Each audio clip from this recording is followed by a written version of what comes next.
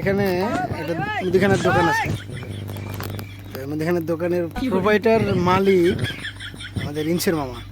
তো উনি একটা আজব একটা ঘটনা শোনাইতেছে আমাদের। আমরা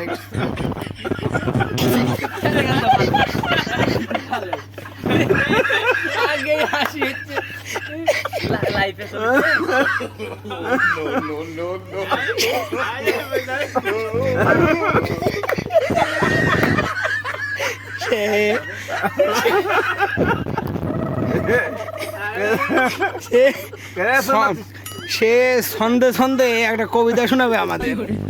তো শুরু করেন মামা।